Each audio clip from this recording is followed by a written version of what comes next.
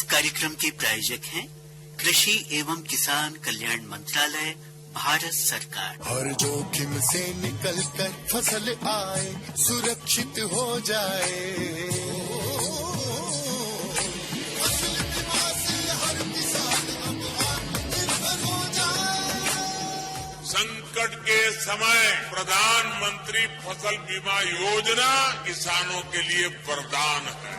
अब सूखा पड़े या बाढ़ आ जाए, कोई डर नहीं। अब ओले पड़े या कीट पतंगे फसल खा जाए, कोई फिक्र नहीं, क्योंकि हमने लिया है प्रधानमंत्री फसल बीमा। बुआई से फसल कटाई तक हर जोखिम का दावा, न्यूनतम प्रीमियम पर अधिकतम भुगतान का वादा। योजना से हर साल जुड़ रहे हैं 5 करोड़ से ज्यादा किसान। अब आपकी है बारी। नजदीकी कृषि कार्यालय, सहकारी समिति, बैंक शाखा, अधिकृत बीमा कंपनी या जन सेवा केंद्र में स्वेच्छा से करा सकते हैं पंजीकरण। फसल बीमा पोर्टल या फसल बीमा ऐप द्वारा भी कराया जा सकता है पंजीकरण। प्रधानमंत्री फसल बीमा योजना, आपकी फसलों का संपूर्ण सुरक्षा कवच। कृषि एवं किसान कल्याण मंत्रालय, भारत सरकार। और श्रोताओं, अब चलते हैं और करते हैं आज की बात। श्रोताओं, जैसा कि हम जानते हैं कि राष्ट्रीय प्रदूषण नियंत्रण दिवस बढ़ते हुए प्रदूषण के कारण होने वाली परेशानियों के बारे में जागरूकता लाने के लिए मनाया जाता है।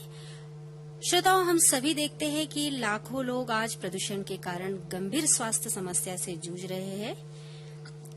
नेशनल पॉपुलेशन कंट्रोल डे हर वर्ष 2 दिसंबर को मनाया जाता है और इसे 2 दिसंबर को मनाने का एक मुख्य कारण है 2 दिसंबर सन 1984 में भोपाल गैस कांड में मारे गए लोगों की याद में हम इस दिवस को मनाते हैं।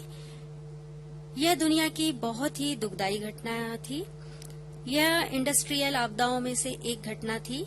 राष्ट्रीय नियंत्रण दिवस, जो प्रदूषण नियंत्रण दिवस है, इसके यदि हम इतिहास की बात करें तो इसे भोपाल गैस त्रासदी से जोड़ा जाता है।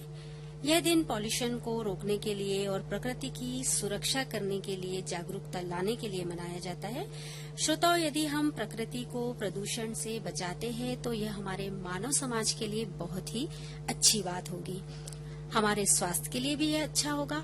प्रदूषण पर नियंत्रण करना सिर्फ सरकार की जिम्मेदारी नहीं है, बल्कि नागरिकों की भी जिम्मेदारी है और हम सभी को अपनी प्रकृति को प्रदूषण रहित करना है, तो प्रत्येक व्यक्ति को यह कार्य करना होगा।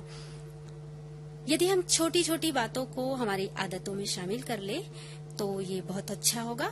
जैसे हम घर से ही बात करें तो घर की साफ सफाई की शुरुआत हम घर से करें और मोहल्ले को स्वच्छ रखें और छोटे छोटे ग्रुप बना करके अपने शहर की साफ सफाई की ओर भी यदि हम ध्यान दें और यह कार्य करें तो ये हमारी एक छोटी सी मदद हमारे देश के लिए हम कर सकते हैं। श्रोताओं, हम देखते हैं कि जब भी हम प्राकृतिक दृश्यों को देखते हैं, जंगल पहाड़ को देखते हैं, तो एक अलग ही हमें अनुभूति होती है, एक अलग ही हमें आनंद मिलता है, शांति मिलती है। इसलिए हमें हमारी प्रकृति को साफ और सुंदर और पेड़ पौधों से हरा भरा रखना जरूरी है। नदियों को स्वच्छ और सुंदर यदि हम बहते देखना चाहते हैं तो हमें हमारे पर्यावरण को शुद्ध रखना होगा और पेड़ पौधों को लगाना होगा। और श्रोताओं, हम पर्यावरण को स्वच्छ और सुंदर रखते हैं तो हम सभी खुशहाल जिंदगी जी सकते हैं। तो श्रोताओं, आओ नेशनल पॉल्यूशन डे के दिन हम सभी ये प्रण करें कि हम सभी अपना कर्तव्य समझकर प्रदूषण नियंत्रण के लिए सजग होकर दूसरों को भी जागरूक करेंगे। तो श्रोताओं, ये थी हमारी आज की अपनी बात और अब इसके बाद समय है आपके मनोरंजन का। तो चलते हैं और सुनते हैं ये प्यारा सा लोकगीत।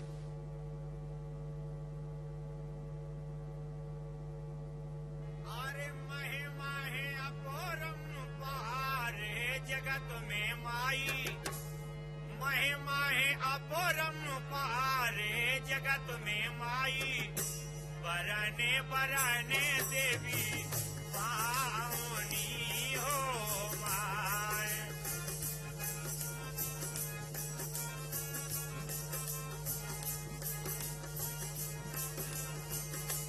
ये जगत में माई बरने बरने देवी पावनी हो माय।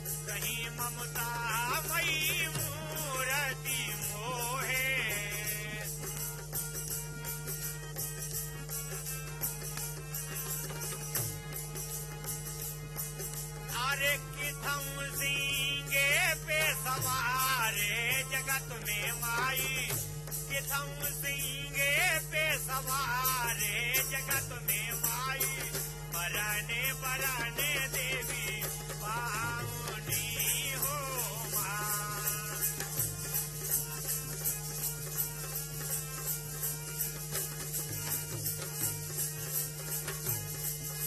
जगत में माई बराने बराने देवी पावनी हो माँ।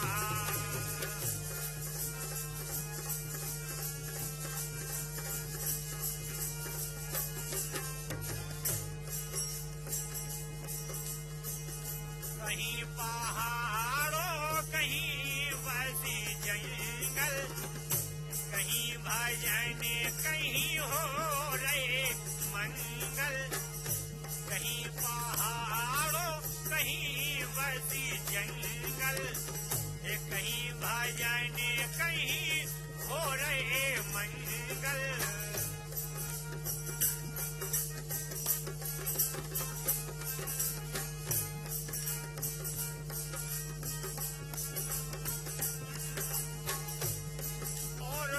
हम विराजी निराकार जगत में माई, हम विराजी निराकार जगत में माई बराने बराने देवी पावनी हो माँ।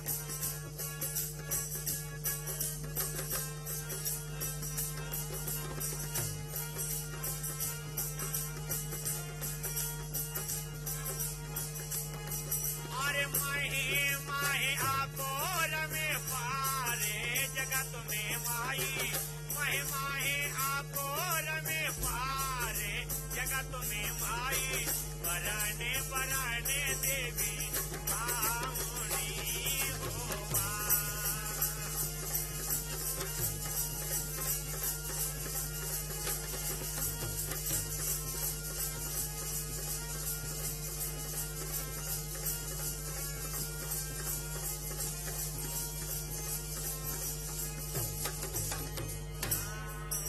जगत में माई बराने बराने देवी पावनी हो माँ। ये जगो जननी माँ महारानी, ये जग जननी मैया माँ महारानी।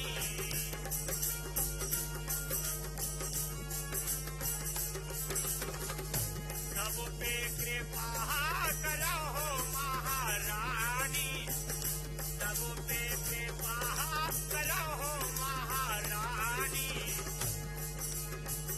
अर्जी करो माँ स्वीकार जगत में माई, अर्जी करो माँ स्वीकार जगत में माई बराने बराने देवी पावनी हो माँ।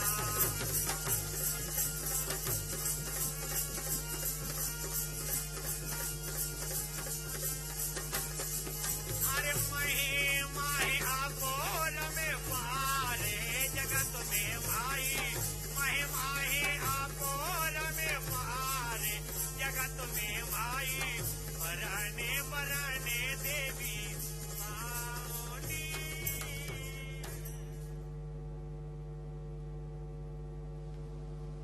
देवेंद्र सिंह यादव की आवाज में अभी आप सुन रहे थे ये लोकगीत। और श्रोताओं, आपको एक जानकारी दे दे, बैतूल जिले में रबी मौसम वर्ष में 2025-26 में फसलों का फसल बीमा 1 दिसंबर से प्रारंभ हो गया है। इसकी अंतिम तिथि 31 दिसंबर निर्धारित की गई है। प्रधानमंत्री फसल बीमा योजना के तहत बीमा करवाने के इच्छुक अरणी कृषक अपने निकटतम बैंक शाखा, सहकारी समिति, अधिकृत चैनल, जनसेवा केंद्र या राष्ट्रीय फसल बीमा पोर्टल पर जाकर के ऑनलाइन आवेदन कर योजना का लाभ ले सकते हैं, योजना से जुड़ सकते हैं।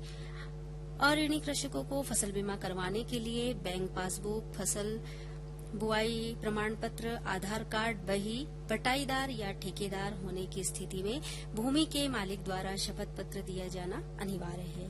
और इस तरह से हमारे किसान भाई प्रधानमंत्री फसल बीमा योजना से जुड़कर योजना का लाभ ले सकते हैं। सूचना समाप्त हुई और श्रोताओं, इसके बाद चलते हैं और बात करते हैं आज के मेहमान से।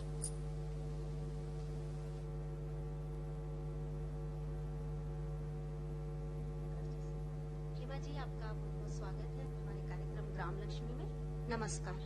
नमस्कार। तो हेमा जी, सबसे पहले तो मैं यही जानना चाहूंगी कि आपका गांव कहाँ है और कैसी जमीन है? मेरा गांव यहीं तोरनवाड़ा में है, आमला के पास। और हमारे यहाँ जमीन काली जमीन है, उपजाऊ है और वहाँ पे फसलें भी उगती है।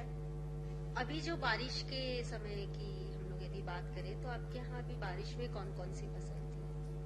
अभी हमारे यहाँ मक्का निकाली है और बारिश की जो फसलें होती है, कुछ सब्जियां निकाली है जो हमारे दैनिक उपयोग में आती है। जी। अभी हमारे यहाँ मक्का सुखा ली है और अब उसके दाने निकाल के उसका भंडारण करने की तैयारी कर रहे हैं। जी, तो आपने जब मक्का तोड़ी थी तो दाने करने के पहले भी सुखाई थी आपने? जैसा कि मैंने बताया कि अभी भंडारण की तैयारी कर रहे हैं। मैं एक बात और बताना चाहूंगी कि जब भी हम भंडारण करते हैं, बीज निकालने के बाद उसको धूप में सुखाना बहुत जरूरी है और उसके बाद ही भंडारण करना चाहिए, जिससे कि वो नमी में सड़े नहीं। और जब भी हम भंडारण करें तो भंडारण का जो बर्तन होता है वो जमीन की सतह से ऊपर होना चाहिए और जिस बर्तन में हम भंडारण कर रहे हैं उसकी साफ सफाई का भी बहुत ध्यान होना चाहिए। उस बर्तन में नमी नहीं होना चाहिए। जो कोठी हम उपयोग करते हैं वो जमीन की सतह से ऊपर होना चाहिए, उसकी साफ सफाई का ध्यान रखना चाहिए और जो हम अनाज रखते हैं उसको हम कुछ समय तक के नॉर्मल टेम्परेचर का भी ध्यान रखना चाहिए। यानी जब हम अनाज को धूप में, कड़क धूप में सुखाते हैं तो हमें उसे कुछ समय तक नॉर्मल टेम्परेचर पे भी रखना चाहिए भंडारण करने से पहले। यदि हम उन्हें तुरंत भंडारण कर देंगे तो वो गर्म होने के कारण बर्तन में भभा जाएगा, जिससे कि अनाज में सड़न उत्पन्न होने लग जाएगी। इसीलिए भंडारण करने से पहले अनाज को नॉर्मल टेम्परेचर पे लाना बहुत जरूरी है। जी। और जब भी हम अनाज का भंडारण करते हैं तो हमें उसमें जैविक चीजों का उपयोग करना चाहिए, जिससे कि उसमें कीड़े ना लगे और अनाज सड़े नहीं। जी, बिल्कुल सही कहा कि यदि हमें अनाज सुरक्षित रखना है तो हमें उसको व्यवस्थित रखने के लिए अच्छी तरह से धूप में सुखा करके और अच्छे से भंडारित करने की आवश्यकता है। और हेमा जी, जैसे कि अभी जैसे अब रबी का सीजन चल रहा है और इस समय हमारे किसान भाइयों ने गेहूं और चने की फसल ली है, तो आपके खेत में अभी आप लोगों ने कौन कौन सी फसलें लगाई है? अभी मेरे खेत में गेहूं और चना लगा हुआ है और इसी के साथ जैसे हरी सब्जियां, पालक, मेथी और चने की भाजी तो अभी आ ही रही है, तो ये भी हम अपने खेत में उगाते हैं। जी। तो हेमा जी, मुझे यहाँ पर एक बात ध्यान आती है कि जैसे आपने बताया कि आपका खेत तोरनवाड़ा में है और आप रहते बैतूल में हो, तो किस तरह से आप खेती करते हैं? तो जो हम खेती करते हैं वो हमने बटाईदार को दिया हुआ है, लेकिन समय समय पर जब छुट्टियां रहती है तो हम अपने खेत को देखने भी जाते हैं कि वहाँ पर फसलें कैसे उगाई जा रही है। समय समय पर बटाईदार के साथ में बीज के लिए हम भी व्यवस्था करते हैं। और मेरी सासू माँ पुराने वो गांव से ही जुड़ी हुई है, वो गांव में रही है, तो उन्हें खेती की बहुत अच्छी जानकारी है और मैंने भी उनसे बहुत सारी चीजें सीखा है। जी। जैसे कि जब रबी की फसल का समय था तो बोनी का टाइम होता है, तो हम वहाँ पर जाकर देखते हैं कि बोनी कैसी चल रही है। बीजों की जरूरत होती है तो उसमें भी हम बटरदाई का सहयोग करते हैं, वह भी हमें बताता है उसे किस चीज की जरूरत है, तो हम आपस में मिलकर खेती भी देखते हैं। जी। और जैसे आपने बताया कि आपके यहाँ अनाज के साथ साथ आपने कुछ सब्जियां भी आपके यहाँ लगी हुई है, तो कौन कौन सी सब्जियां आपके यहाँ लगी हुई है? सब्जियों में धनिया उगाते हैं, पालक हो गई और मटर, और अभी चने की भाजी तो आ ही रही है। तो ये जो दैनिक जीवन में जो भाजी उपयोग में आती है, हरी सब्जियां, वह साथों साथ फसलों के साथ उगाई जाती है। जी। और डेली उपयोग में आने वाली चीजें जैसे मिर्ची, टमाटर, भटे, ये सारी सब्जियां भी हम लगाते हैं। जी। और इसी के साथ साथ जैसे कि आपके घर में, जैसे हमने देखा कि आपके यहाँ भी घर में गार्डन है छोटा सा, और आपके यहाँ फूल भी बहुत सारे लगे हुए हैं अलग अलग प्रकार के, और सेमी की भी बेला है और उसमें आप सेमी भी लग रही है। तो किस तरह से आपने जो ये बल्लर की जो बेला है जो आपने घर में लगाई थी, तो उसको किस तरह से लगाई थी और उसकी देखरेख कैसी करनी होती है? मेरे घर के गार्डन में क्यारी बनी हुई है, तो वहाँ सेमी के जो बीज थे वो लगाए थे, तो उसकी बहुत अच्छी बेला उगी हुई है और उसमें डेली पानी की व्यवस्था करते हैं। खाद जो होता है गोबर खाद का मैं उपयोग करती हूँ, तो जिससे वो बेला बहुत अच्छी है। और डेली रूटीन में आने वाले जब मैं अपने घरों में सब्जियां धोती हूँ तो मैं उसका पानी फेंकती नहीं हूँ, उस पानी को मैं पौधों की जड़ों में डालती हूँ, जिससे कि मेरे घर के गार्डन में फूल भी बहुत अच्छे हुए हैं। जी। और अभी मेरे यहाँ गुलाब के पौधे में बहुत अच्छे फूल आ रहे हैं। जैसे कि बारिश के पहले मैं उस पौधे की कटिंग छटिंग कर देती हूँ, जिससे कि बारिश के बाद उसमें नए पीके फूट जाते हैं और कलियां भी बहुत आती है। लेकिन ठंड में बहुत ज्यादा ध्यान देना पड़ता है, क्योंकि ठंड में कीड़े लगने लग जाते हैं और ठंड से पत्ते सूखने मतलब बहुत छोटे छोटे होने लग जाते हैं। और तो इसके लिए ना जमीन की निराई गुड़ाई करना बहुत जरूरी है। और कीड़ों से बचाने के लिए मैं उसकी जड़ों में जैसे हल्दी का पानी हो गया वो भी डालती हूँ। मेरे यहाँ मीठी नीम का पौधा है, उसकी जो होते है ना कहते हैं सुगंध बढ़ाने के लिए मैं उसमें जो खटाई कहते हैं दही का पानी डालती हूँ। उससे ना उसमें जमीन में कभी कभी दीमक लगने लग जाती है, तो वो उससे दीमक से बचाव करता है और जड़ें सड़ती नहीं है। जिस एरिया में हम रहते हैं वहाँ पे दीमक का प्रकोप बहुत ज्यादा है, इसलिए पौधों की जो देखभाल करना बहुत आवश्यक है। कई बार क्या होता है जड़ें अंदर से दीमक खा जाती है, तो इसके लिए मैंने जब भी अपने पौधों की जड़ों में हल्दी का पानी डाला, उससे पौधों की ग्रोथ भी बहुत अच्छी हुई और पौधे सड़ने से भी बचे हैं। जी। और हेमा जी, जैसे कि आपने गुलाब के बारे में बताया कि आपके यहाँ गुलाब बहुत अच्छा लगा हुआ है, तो अभी लगभग कितने फूल रोज निकल जाते हैं? मेरा जो गुलाब का पौधा है वो काफी बड़ा है, तो उसमें हर दिन कम से कम 20 से 30 फूल लगते ही है। जी। अंदाज से 40 से 50 तो लगते ही है डेली, लेकिन हम लोग उपयोग कर लेते हैं तो हम तोड़ लेते हैं। जी। और जैसे फूल की हम बात कर रहे हैं, और हेमा जी जैसे आपने बताया कि आपके खेत में अनाज और सब्जियां लगी हुई है, तो क्या आपके यहाँ फूलों की भी खेती आप लोग करते हैं? जी हाँ, खेती तो नहीं करते, लेकिन फसल के साथ साथ में जैसे गेंदा हो गया, गुलाब हो गए, तो ये जो डेली दैनिक उपयोग में जो फूल आते हैं वो भी साथ साथ उग जाते हैं, जो हमारे उपयोग में आ जाते हैं। व्यवसाय तो नहीं करते फूलों का, पर जो हमारे उपयोग में आते हैं। जी, लगाए हैं मतलब? हाँ, लगाए हैं। जी। तो कभी आपको ऐसा लगता नहीं है कि जैसे आपके यहाँ इतनी अच्छी जमीन है तो इसमें बागवानी करना चाहिए, फूलों की खेती करना चाहिए, फलों की खेती करना चाहिए? बागवानी तो करना चाहिए, मन भी होता है, लेकिन समय के अभाव के कारण नहीं कर पाते हैं। और जो फसल उगती है वो बटाईदार और हम साथ में मिलकर करते हैं, इसलिए हम प्रॉपर टाइम नहीं दे पाते। और यदि कोई भी चीज करो तो उसे प्रॉपर टाइम देना बहुत जरूरी है। समय के अभाव में कोई भी फसल ज्यादा नहीं फलती है। और खेत से मुझे याद आता है कि हमें फसल चक्रण अपनाना चाहिए और मिश्रित खेती करना चाहिए, और समय समय पर फसलों को बदलते रहना चाहिए। चने की खेती के बाद जब भी हम कोई और फसल लगाते हैं तो वह पौधों के लिए बहुत उपयोगी होती है। और हमें समय समय पर मिट्टी का परीक्षण भी करते रहना चाहिए। उससे हमें मिट्टी की कमियों के बारे में पता चलता है, जिससे कि हम उसे जरूरत के अनुसार खाद डाल सकते हैं। यदि हमें मिट्टी में तत्वों की कमी के बारे में पता ही नहीं होगा और यदि हम उसमें अपने तरफ से ही कोई खाद डालते हैं तो वो पौधों के लिए भी हानिकारक होगा और मिट्टी के लिए भी हानिकारक होगा। उसमें ना ही हमारे पौधों के लिए जो पौधे ग्रो होने वाले रहेंगे, यदि हम उसमें आवश्यकता से ज्यादा भी खाद डाल देंगे तो उससे भी पौधों को नुकसान होगा। इसलिए समय समय पर मिट्टी का निरीक्षण बहुत जरूरी है। उसे कितनी मात्रा में खाद देना है इसलिए हमें मिट्टी परीक्षण बहुत जरूरी है। जी, आपने ये बात सही की कि यदि हम मिट्टी परीक्षण करा लेते हैं तो हम बहुत हद तक के हमारे खेत के स्वभाव के बारे में जान लेते हैं, यदि हम अपनी बोलचाल की भाषा में कहें तो, और तत्वों की कमी का पता लगा सकते हैं।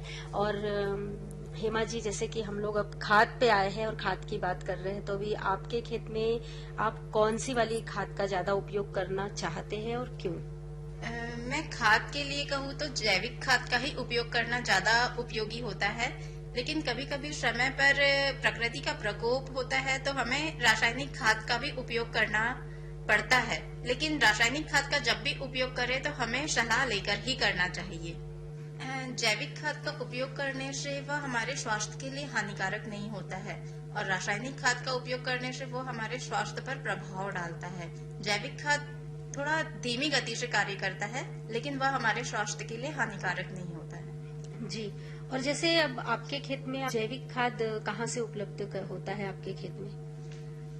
जैविक खाद हमारे जो बटेदार है उनके यहाँ गाय भी है, जी, गाय है, भैंस है, तो जैविक खाद हमें हमारे घर से ही मिल जाता है। जी, मतलब आपको कहीं से क्रय करने की आवश्यकता नहीं होती है। जैविक खाद का ही उपयोग करने की मैं सलाह भी दूंगी, क्योंकि वो हमारे जो हम उसमें सब्जियां उगाते हैं, ना ही उसके वो सब्जी के लिए हानिकारक होता है, ना ही वो हमारे स्वास्थ्य के लिए हानिकारक होता है। जी, और जैसे कि यदि हम कोई सब्जी अपने घर में उगाते हैं और उस सब्जी में हम कोई खाद नहीं डालते बाहर का, तो उस सब्जी का जो स्वाद आता है वह कहीं नहीं मिलता, क्योंकि वो नेचुरल उगी हुई होती है। उसमें ना कोई हम खाद उपयोग करते हैं, रासायनिक खाद का तो बिल्कुल भी प्रयोग नहीं करते हैं। जी, जैसा कि मैं मेरे घर की ही बात कहूँ, मेरे घर में बल्लर की बेला लगी हुई है और उस सब्जी का जो स्वाद आता है वह बहुत ही अच्छा होता है।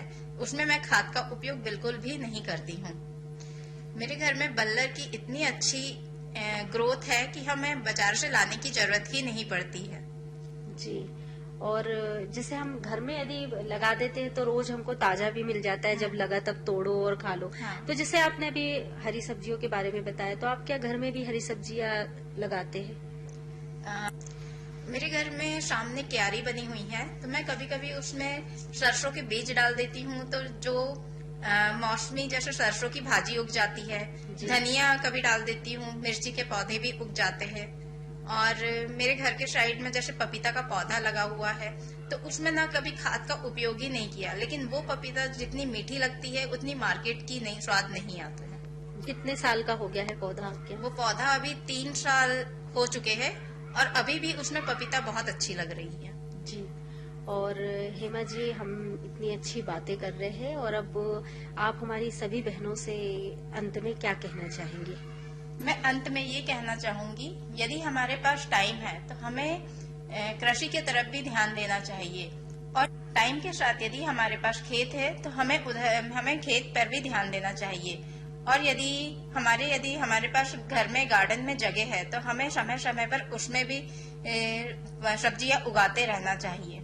यदि हम अपने घर में ही सब्जियां उगाते हैं तो हमें डेली ही ताजी सब्जियां मिलती है। जैसे कि मैं कहना चाहूंगी कि हम बहुत लोग छत पर भी सब्जियां उगाते हैं, तो जिससे क्या होता है कि हमें जो ताजी सब्जियों का स्वाद मिलता है वह मार्केट में नहीं मिलता है। और हेमा जी, ये बात आपने बिल्कुल सही कही कि ताजी और शुद्ध सब्जी हमें तुरंत मिलती है, तो ये हमारे स्वास्थ्य के लिए भी बहुत अच्छी होती है। और हमसे आपने इतनी अच्छी बातें शेयर की, और उसके लिए आपका बहुत बहुत धन्यवाद।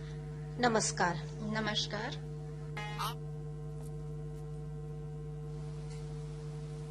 श्रोताओं, अभी आप सुन रहे थे श्रीमती हेमा अम्बुलकर से की गई कृषि कार्य पर चर्चा, और इस चर्चा के बाद चलते हैं और करते हैं हमारी जो आज की कृषि चर्चा है।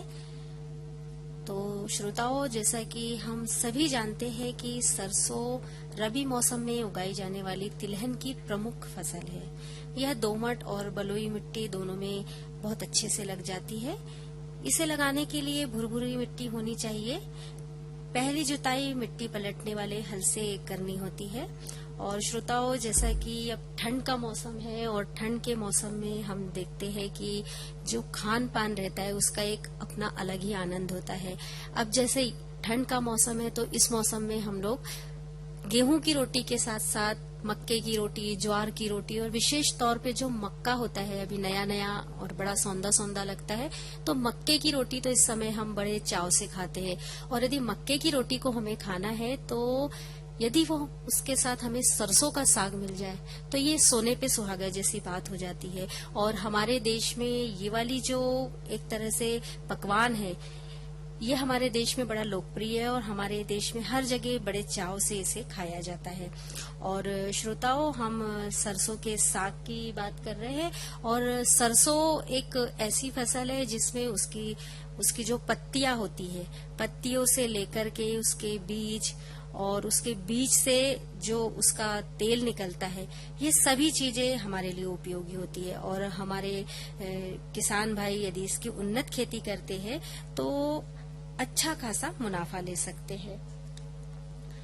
इनकी जो भी किस्में होती है उसे यदि लेते हैं, उन्नत किस्मों का उपयोग करते हैं तो बहुत अच्छे से ये फसल होती है। श्रोताओं, यदि हम सरसों की उन्नत किस्मों की बात करें तो पूसा सरसों 32, पूसा 0033 और पूसा सरसों 34 है। और पूसा 32 की यदि हम बात करें तो ये अच्छी उपज वाली किस्म है जो संचित अवस्था और समय पर बुआई के लिए होती है। पूसा 00 सरसों 33 की यदि हम बात करें तो ये एक नई और उच्च गुणवत्ता वाली किस्म है। यह बहुत उन्नत किस्म है जो उत्पादन की दृष्टि से बहुत अच्छी होती है और इससे तेल भी अच्छी मात्रा में हमारे किसान भाइयों को प्राप्त होता है। पूसा गोल्ड की यदि हम बात करें तो श्रोताओं, इसके बारे में तो हमारे किसान भाई बहुत अच्छी तरीके से जानते होंगे। ये बड़ी लोकप्रिय है और यह बहुत पुरानी किस्म है। इसके दाने की अगर बात हम करें तो मोटे दाने होते हैं और ये बहुत ही अच्छी गुणवत्ता वाली किस्म होती है। और इसमें एक किस्म है जो पूसा 00 सरसों 31 के नाम से भी हमें जिसे जानते हैं, ये भी अच्छी गुणवत्ता वाली होती है और ये तेल के लिए विशेष तौर पर विकसित की गई है और इसे लगाने से खेती में लाभ होता है और आर्थिक जो हमारे किसान भाई है उनको नुकसान भी नहीं होता है। तो श्रोताओं, यदि इस तरह से हम उन्नत किस्में लेते हैं तो ये बहुत अच्छा होता है। और श्रोताओं, इसी के साथ अब आपको बता देते हैं कि आज हमें जो कृषि मंडी है, बैतूल कृषि मंडी, उससे जो बाजार भाव प्राप्त हुए तो आज के बाजार भाव इस प्रकार है। सोयाबीन न्यूनतम रहा 3520, अधिकतम रहा 4401 और इसका प्रचलित भाव भी 4401 रहा। चने का न्यूनतम रहा 3700, अधिकतम रहा 4700, इसका प्रचलित भाव रहा 4250। मक्के का न्यूनतम रहा 1340, अधिकतम रहा 1750 और इसका प्रचलित भाव रहा 1610। गेहूं का न्यूनतम रहा 2255, अधिकतम रहा 2531 और इसका प्रचलित भाव रहा 2510। तो ये थे आज के बाजार भाव। इसी के साथ संपन्न होता है आज का हमारा कार्यक्रम किसान वाणी के अंतर्गत हमारी बहनों का कार्यक्रम ग्राम लक्ष्मी। आप सभी स्वस्थ रहे, मस्त रहे, इसी आशा के साथ आज्ञा दीजिए आपकी बहन अर्पणा को। जय राम जी की, जय जवान, जय किसान। अरे क्या कर रहा है? इधर इधर इधर हम बोल रहे हैं तेरे बीजू का। उतला बोल रहा है? पक्षियों से तो हम खेत को बचा लेते हैं, पर इन घातक रसायनों से कैसे बचाएं? मतलब? देख बेटा, तू जो ये अंधाधुंध रसायन मिलाता है ना, मिट्टी की सेहत बिगड़ने लगी है और जब माटी ही कमजोर पड़ जाएगी तो उपज कैसे सेहतमंद होगी? अरे पहले ऐसा नहीं था। पूछना अपने बड़े बुजुर्गों से, कैसे फसल लहलहाती थी, शुद्धता झलकती थी। हाँ, माटी भी तंदुरुस्त और लोग भी। अब पहली वाली बात कहाँ? पर अब तो सभी डाले हैं। सब नहीं, आज भी लाखों जागरूक किसान परंपरागत विधि से फसल उगा रहे हैं, खर्चा कम और उपज की कीमत भी बेहतर पा रहे हैं। सच है? रे बेटे, एक्सपीरियंस से बता रहा है, धूप में बाल सफेद नहीं किए हैं। हाँ। ठीक है भाई, मैं भी आज से जैविक खेती शुरू करूंगा। माटी से प्रेम की परंपरा है, परंपरागत खेती। इस कार्यक्रम के प्रायोजक थे कृषि एवं किसान कल्याण मंत्रालय, भारत सरकार।